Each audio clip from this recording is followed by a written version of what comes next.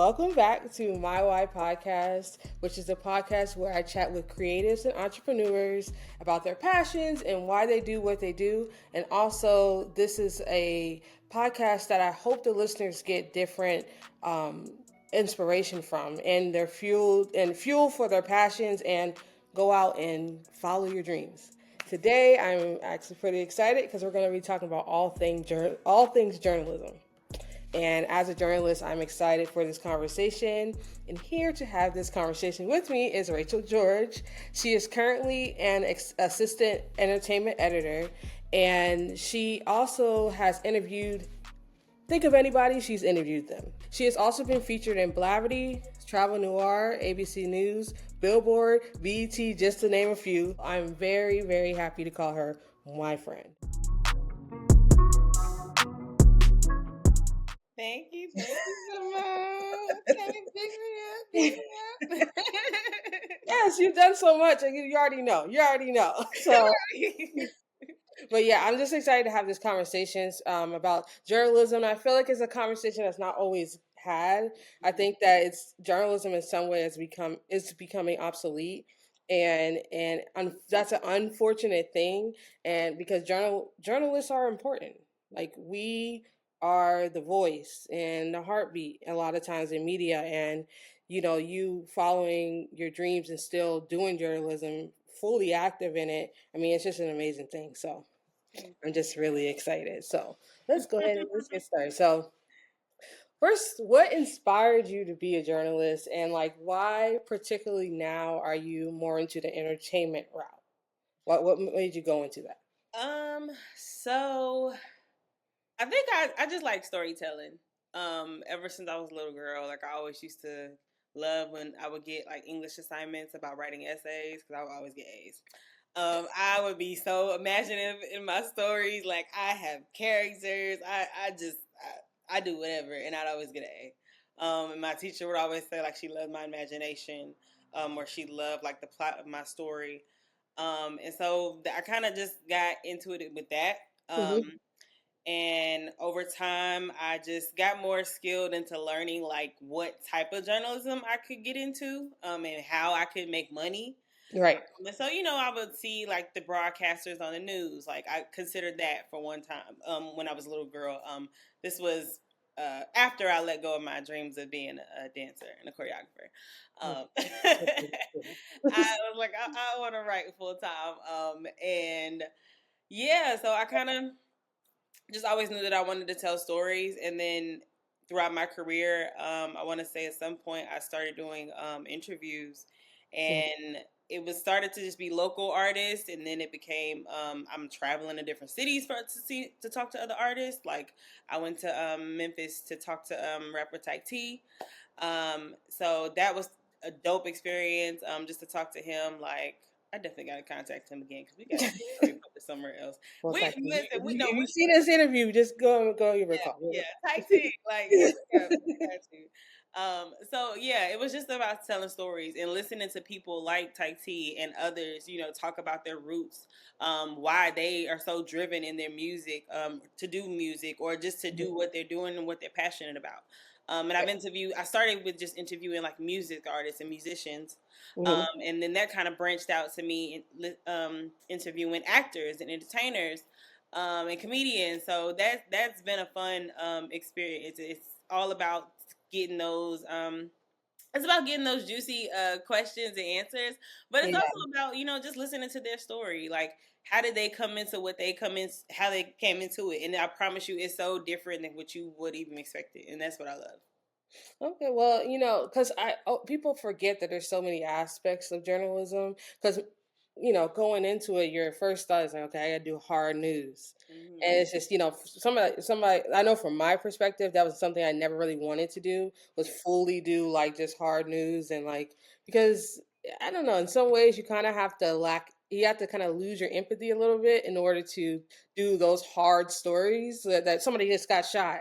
You got to go call the family when they're grieving, and that was hard for me. Like, what's your thoughts about that? So I did have a little bit of experience doing hard news, and yes, it is difficult. I've been in situations where I had to be on scene and examine like an oil spill at a factory where there was a contamination from some gas that also got leaked. So I've had to like talk to people in the midst of them literally trying to breathe Oh into my a God. gas mask. I'm like trying to talk to them as a journalist. Yeah. In the back of my mind, I'm like, morally, I felt like this is wrong. Like, I need to let them, Mhm. help themselves. I need, or Yeah. help them if I can. So I just, but at the same time, it's like I also have a duty as a journalist to come back to my editor with the story. And so Yeah. that requires me to just, Yeah, that was always do. that was a hard part. That Yeah. was always a hard part for me. But So like, oh, go But I ahead. always Go knew ahead. I didn't want to do hard news though, like because I got a little bit of an experience more so when I was in, I went to graduate school at Syracuse. And Hmm. so while there, I was in a class that was like based around like hard news, and I absolutely hated it. Um, I made it through that class with like a A minus, but hey, I got out of there, so it's okay. But we had to do those hard news type stories. And Yeah. so for me, my area of expertise became like the South Side community. So it was a Mhm. lot of violence. It was a lot of stories about like healthcare, insurance, the violence in the community. I also worked with like local, what are they called? God, what are those people Well, called? local what? Community Like, leaders. Yeah, I'll just oh, say the community. Oh, okay, okay. community Okay, there's a leaders. lot of local what? It's another word I'm thinking of, but No, you're good. leaders, but they are community leaders. And Yeah. so it was a lot of monitoring and being with them. And then, just me, I was doing volunteer work myself up there, but that's a whole other story. But yeah, so I just knew I didn't want to do hard news, but I fell into entertainment because at the time, I liked reality TV back in the day because it was so different than what it is Oh now. my God, it's totally different. Yeah, I was used to be in love with like all the Flavor of Love shows back in Yeah. the day and all of them. And so I was like, okay, I keep up with the shows. That's no problem. I can do that. And so it became keeping up with the shows, and then it became like keeping up with like real life celebrities and Mm. movies. Yeah, I kind of just fell into it that way, and I just now I like talking to entertainers, local. But I would even talk to a politician, or maybe I won't. I don't know. It depends on who. I Yeah, gotta really it think depends on about where it that. goes. I try to stay away from the politics. I really do. Yeah.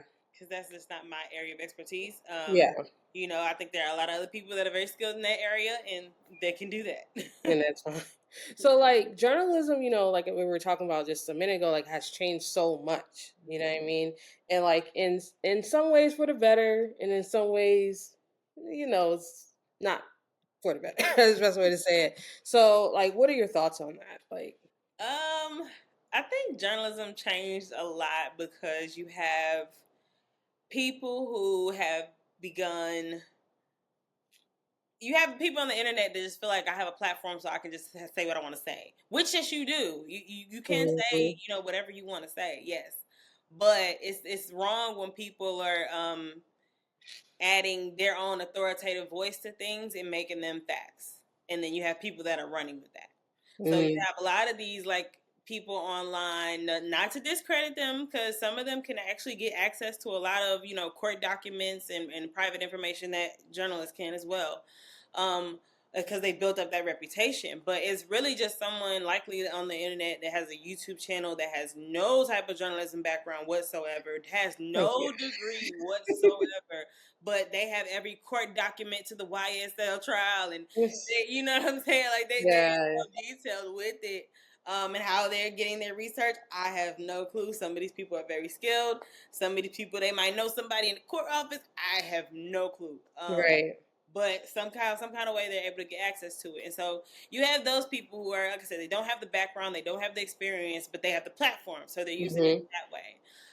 And then you have social media. Everybody feels like once somebody else shares it, I can reshare it too and just make it seem like Yeah. new, or like I discovered Like, it. or even if like trying to make it seem like it's true, because some things Yeah, are, most things, a lot of things are not true that are being shared and yeah. pushed around. Yeah, and a lot of people don't like check or confirm like what they're resharing sometimes. So Yeah. then you have it just resharing it to the next person, and so on. And so you're just resharing false information and Right. it continues. So I will say in that sense, a lot of times you have people, real journalists get discredited. Mm. A lot of times real journalists get discredited. And then there are times when we don't get access to certain things because there's too many of those, like internet, journalists, I'll say. Yeah. That is a good way to put it, internet journalists. Yeah. So, I mean, but at the same time, I don't knock anybody's hustle. I mean, Yeah. you like I said, they can get access to court documents and private information and NDAs just like we can. So, I mean, kudos to them. But I just would like and hope that some of them would like reel back on sharing their opinion, because sometimes when they do that, the person listening or viewing can't tell the difference. Hold on, I gotta give you something. That's tea. That's tea, right there. That's tea, right? That's tea. Because people are not. There's this fine line between. No, it's not even a fine line. It's actually a distinction, opinion and fact. Right. Which one is which? And social media has blurred those lines so bad. Time and time. You know. And it's crazy because it's so they do it so much. Even like every time you get on the internet, they didn't kill some celebrity, and it's like every time they sit at home and bed sleep. I swear they killed Morgan Freeman like 5 times last year. You won't even know when he really is passed away because it's not gonna believe it. And they did the same thing to James Earl Jones too before he actually passed. That was scary. I was like, man, y'all are tripping. Right. I was like, I don't never want to be that famous because I don't want y'all talking about myself online. I don't want y'all doing that. Like literally, I don't want nobody doing that. Nobody doing that. Never. I'm the same way. I'm like, I want to, be doing well in what I do, but being famous is a whole nother beast. Yeah.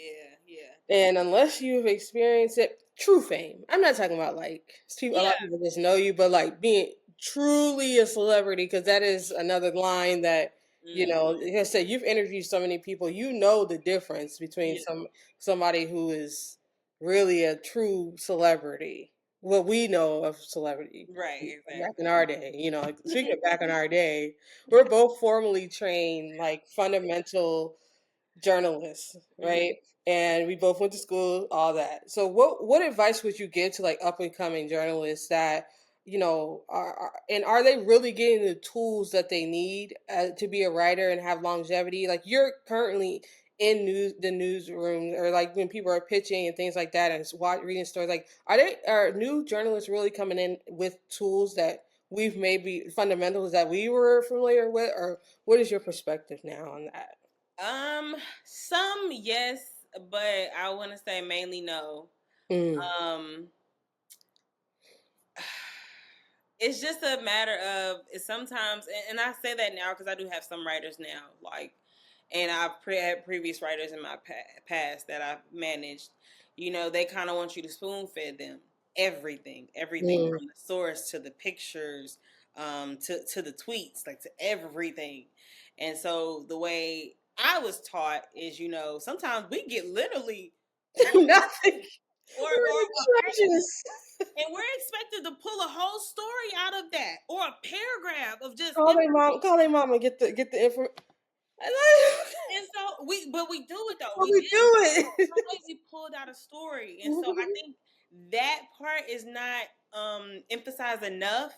It's like to do their own research, because I mean, yes, like you're gonna have an editor who's probably gonna edit whatever and take stuff out and remove stuff, yada yada yada, but it still should be your voice. You know what I mean? Like, so you should control that sense. So sometimes it just that I wish that the up and coming writers would know that. What advice I would give them? Don't let nobody tell you no. Don't let nobody tell you no. And if you gotta apply for that job 2 or 3 times, do it. I have gotten several gigs where I've applied 2 or 3 times, and I'm not ashamed to say that, because I got the job eventually. That was the job that was meant for me at that time. So if you feel like that's where you need to be, you do that. Don't break the bank. Don't don't break your bank. Don't break your wallet. Ooh, don't do that. Don't do that. Don't do that. But do what you need to meet all of your deadlines. And then as you navigate life as well through that experience. Because I mean, Yeah. it's a lot. Like if you're in school for journalism, like that's one thing because you're probably like 12 hours like straight, like of just classes and Right. assignments and different things. So like that's a lot, and that can be a struggle on anybody, wear and tear anybody. I got addicted to gummies and orange soda at that Oh time. gosh. Yeah, it was bad. Yeah. No, I don't remember having a lot of sleep at that No, oh time. no. Because you're always just out, or or if you try to go to sleep, you're thinking about your story. It's like, dang, tomorrow, okay, what do I need to do? It's the constant until that thing is turned in. Exactly. You It's always continual. It's yeah. continual. So I see what you're saying. I'm definitely on that. Do you think that like journalism in some ways is becoming obsolete? Yes, but at the same time, um, I think it's always going to be evolving and always changing, even if it's in a direction that I don't necessarily agree with. That's true. That's Thinking of true. journalism how it was, how I viewed it when I was younger, to how I was introduced to it as a writer, to now being an editor. Um, I've still seen it at different levels. I've still seen different pivots and changes, and even just in verbiage that we use in the copy Hmm. online and how it's written. That type of stuff has changed. So I think it's always going to be like evolving, and I think as long as that keeps happening, there's always space for improvement. And yeah, like I said, at this point, it's journalists, real journalists, and then there's internet How journalists. important is it to find your voice? And the reason why I asked that is because one of my favorite journalists, well, he was a food journalist, but Anthony Bourdain is my guy. Like I used to watch No Reservations. I still watch that, but because he had a distinct voice Mm-hmm. of how he interpreted whatever story they were giving in whatever country they were in, right? And so that was his thing. Mm-hmm. Anthony Bourdain, rest in peace, is Anthony Bourdain. Nobody can come in and be him. There's a distinct voice for him. That's just like an example because like I said, I like travel writing, all this stuff like that too. Mm-hmm. So that's just an example in that realm. But how important is having your own voice in your writing? Um, it's definitely important because having a voice in your writing, like it speaks to who you are. Hmm. You want someone who's reading your work to fall in love with not just like the the facts of the story, but you want them to fall in love with the flow of the story. Right, right. I've literally gotten emails from like random people who will tell me, "Oh, I love the story that you did on such and such," and I'll be like, "How did you find it?" Told you everywhere. And it be like stories that I don't even think about. Like Hmm. I didn't think it meant something to somebody else, or but so it's important to have that voice and to have that feeling. For me, I like to know that my words and the way that I paired them together touch Right. someone else.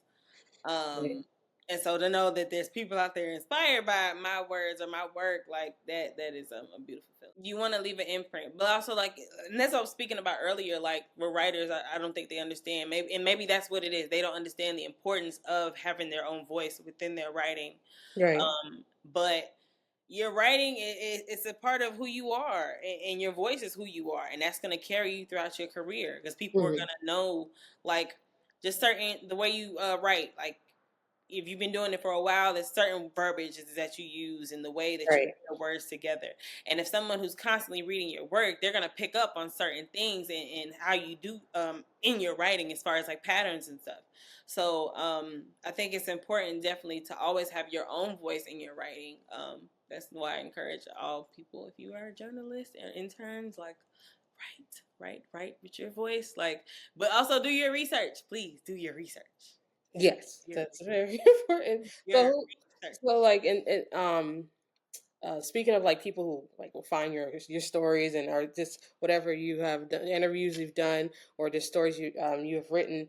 Like, what is one of your favorite interviews you've done? Chaz, the last one I did. Ooh.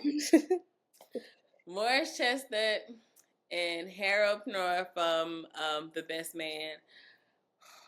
Morris Chestnut just smells so good. He just writing. Both just smell so good. Oh my gosh. That's really all I can say because they're married men, but they just smelled amazing. They smelled amazing. Shout out, I was like, 90s fine still stands. 90s fine still stands. I was like, y'all can't remember the last time I hugged a man and I just like fell in love with his cologne or something like. Oh my gosh. Yeah, but that was a great. So I got to interview them first over Zoom before I met them in person. But it was like I was talking to like two cousins. Yeah. It was just a really fun conversation, and I love that they were able to open up and talk about about the movies, talk about their bond as friends. And I think it was kind of crazy because we did the interview in a car. Right. They were traveling from another signing for their liquor. And they were like, "Oh, we don't know if we're gonna get back in time." I'm like, "I need this interview. Like, I can't tell my editor I ain't got no interview." Right. So we just did the interview in a car. But it was good though. It was fun. I love that they kind of rolled with the punches. And just kind of went with the still, and I went with the still. And it was just fun because even when I met them, they were like, "Hey, sis," I'm like, "Oh, see," but that speaks to you still having a certain je ne sais quoi about yourself, right? Like you are kind and you are respectful in doing the interviews because, like I said, you might have thoughts about whatever, but you still know how to be professional and you know how to conduct yourself well in those environments. And a lot of people, they just really want the picture. They don't even care about speaking. They just really want the picture and move on. But you're really trying to get a story, trying to be still a voice that's going in this world, so that's just that's really good. They're really cool that they even just remembered you because you can be somebody forgotten. Literally, like as soon as I walked up, they like remember me, and I was like, "Oh yay!" But it was like I said, that was my that'll probably be my best interview for probably like another 5 years. I don't know, like honestly, I think probably. Because I've already interviewed Nia Long, but that was like over, computer as well. So, but if I met her in person, oh my God. And Angela Bassett. Oh man, that would be a dream. That would be a dream. Nothing after. I just saw Meet the Browns today, and then when she was in that one, that's very interesting. So, like, without saying names, what was the experience of one of your not so favorable interviews? One that was not so favorite. Okay, so it wasn't like a not so favorite. Like Kiki Wyatt. Oh God, I don't know if I was talking about this. Kiki, don't kill me, girl. Okay, so it was so funny because she came in for an interview, but she has a very big personality. I hate that people criticize her for that as well, but I love it. She made me laugh a lot, but there were moments where she kind of was like, and I had to look back like, is she being serious right now? Like, but she was just joking. It was all funny. Yeah. Oh, okay. Yeah. She was just joking. She was just messing with me. But had I not known that about her, like I probably would have been like offended or felt the way. But like I was able to just like laugh immediately every time that she did it. So it was funny. Right. But that also was a very, very fun interview. She is hilarious. That's cool. She was funny. Yeah, well, and I think did she just have her new baby, number 10? She didn't just have him. I think her youngest is probably like 2 or 3. 2, okay. Well, I don't know what year it is. Yeah, he's young. He's young. Well, so I don't know. I thought it was this year. This is 2025. I forgot. No, but so obviously the podcast is called My Why. So what is your why? Like, why do you continue to stay on this journey and as a journalist through all the ups and downs? Like, what is your why in it? I feel like this is what I'm supposed to be doing. I feel like I've prayed over this so much in so many different ways, and I feel like if God wanted to take this from me, the gift that I had, He would have been took it away. I prayed about men, and He didn't took them away. He didn't want them. He didn't want me with them, right? Okay. Yeah, that's true. He didn't take this way. He didn't. He hasn't taken away my gift of being able to put words together and inspire people. He hasn't taken away my gift of being able to think quickly and be able to pivot when it comes to stories and just my creative way of putting things together when it comes to headlines. Right. I think he this is what I'm supposed to be doing, and I've kind of always felt that way. Like I said, every job I've had, when I was in grad school, every assignment, I would pray over my assignments. Like, Yeah. I'm supposed to get a B. Like, I'm gonna get an A. You know, like Right. what's here. You know, but I pray over everything. So if he wanted, I tell him every time, like, if it's something in my life that you don't want from me anymore, like, please take it away. Just take it away. Right. And this never seems to leave. Even though I'll try to do other things, yes, but it's just writing just never. Yeah. Well, I mean, it's good to know. It's good. It's always a good feeling when you know that this is something you're supposed to be doing. So that's. I mean, I gotta give you a little.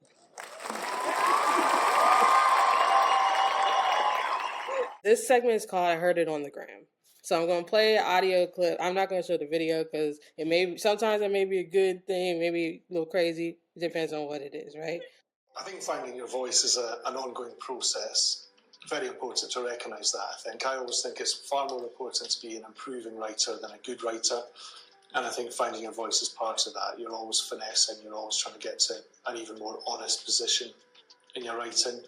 I think for me, there's definitely been significant steps along the way. I think with Eric Ernie and me, for example, it was the first time I'd written a 1-hour script, and I found that a challenge, but I enjoyed it. Guilt, I think, was about probably getting even deeper into characters for me, probably using more things from my own life. And then the Gold is, I think I learned a lot about multi-strand storytelling. And again, just getting to that voice is an ongoing process, but I think also you've got to recognise that you're not going to be there straight away. I think finding your voice as a writer is a bit like growing up. You know, there's a very infantile stage, certainly an adolescent stage, which I think is probably signified by imitation. I think a lot of writing careers start with imitation. And then you're really just hoping that the longer you stick at it, there'll be a maturing, and you'll find more comfortable in your own skin and more comfortable in your own voice, and you'll kind of flesh out as you go, I hope. Now, what are your thoughts on that? He's a lot.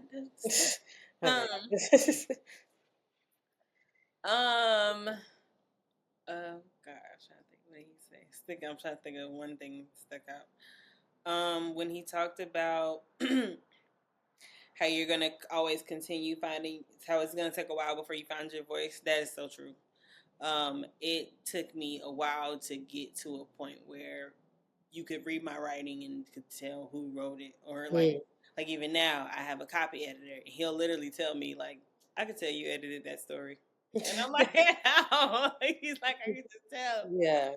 Like, so it's definitely once you find it though, it's like kind of like your stamp, like your imprint. Yeah. So people always know. I found it interesting that the point when he pointed out like the stages, like there's an infant, when you're an infant, you start maturing, and then not maturing, but infant to like basically a teenager, and then to the mature stage, and it's like always an ongoing process. So like, especially as writers, I know as somebody who's a writer too, like you go back and read your old stuff, and you be like. I don't know who wrote that. It wasn't me. But you know what I mean? You go back and you read some of the stuff, and you're like, and you pick it up now, and with the eyes you have now, it's insane how much you grow. Oh yeah, definitely. I mean, I haven't looked back at anything that I'm like, oh, that's so horrible, or like I hate. But I've definitely looked back at some writing is like, I could have did that sentence better. I'll be like, I could have did that whole paragraph better. Right. Or I'll look at the lead and be like, oh, like what is that? It's not even a lead. Yeah, like why did I even start it like this? This is just tacky. Okay, so the last segment of the podcast is called Be Encouraged. And with this segment, I wanted to always leave my guests with something, because I always think about my guests and who they are before, they come on the show. And I kind of want to I always get like a little bit of a download of what do I say to encourage you as you continue going on your process, and maybe encourage somebody else out there that is on the same process. And what came to me for you is to stop and smell the roses. And what that means is you're always going, next thing. You've done so much, you're doing so many things, and you are at a point now that you are hitting veteran stage. You're not, obviously you can always do more, but you're hitting a veteran stage, and you don't want to dismiss the time, and not stop and smell the roses. Appreciate what you have done, and just not always be on the hamster wheel. Get off. Sometimes you're done. You don't have to be you're no longer on the wheel. You are in a place where you have just grown past that. You're in a mentoring stage. If you could mentor other people, so that's what I just want you to be encouraged to stop and smell the roses of everything you do, not just your career, just life too. I appreciate that. Yeah, so I hope that encouraged you in some way, and encourage others, who's listening to this, because a lot of times we are in the world we live in, we're on this rat race that really doesn't exist, but it's something that somebody made up and we all decided to follow it, But once you get off of that, you realize that it's like, well, the process is really the bulk of what we do. We're always constantly in the process. Right. So, and you ever notice when you were in process of something and you got to the destination, you're kind of just like, oh, you know what I mean? Like, oh, when really the process was the part where you were supposed to be taking it in. You know what I mean? So, yeah, so that's the encouragement for today. Just stop and smell the roses in all aspects of your life. So, thank you, Sarah. You're welcome. And I really appreciate you being on the show, on the podcast today. Of course. And it was such a great conversation. And I know somebody who's a writer, who's a journalist, who's going down that path, or creative, whoever's listening, they will be able to be encouraged to, you may not be so certain of what you want to do, but at least start somewhere, because the reality is what we've talked about. There's a process. Everything has a process. So, just start so you can get on the road to getting to the process of wherever you're going to end up. You gotta just start. Yes, exactly. So I appreciate you being on today, and I will see you guys next time. Bye. Bye.